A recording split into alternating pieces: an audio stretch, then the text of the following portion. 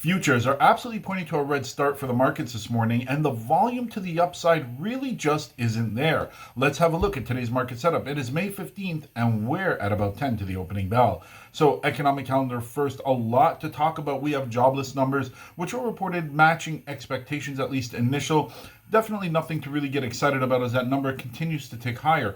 But if we take a look at the manufacturing index, both Philly and New York very much in the negative. Although Philly did beat expectations, nothing really to celebrate being still in the red. Now, if we have a look at PPI, so Producer Price Index, again, coming in better than expected, maybe showing a little bit of easing of inflation. You know, a lot of these inflationary numbers I really question. But let's have a look at the markets this morning as retail numbers also come in better than expected, and Fed Chair Powell currently speaking. US 30 is currently down 188 points, 500 is down 22.5, and tech down 104.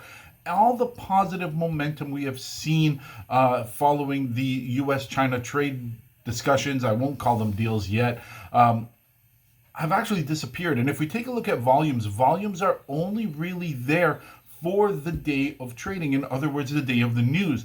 After that, there is really no continued volume to help support an upside trend. In fact, what we're seeing is slowly downside trends continue to creep back in. Looking at commodities this morning, gold is in the green, about 1/3%. Silver down about 18 basis points. Both of those are spot. Actually, gold spot is up about 0.5%.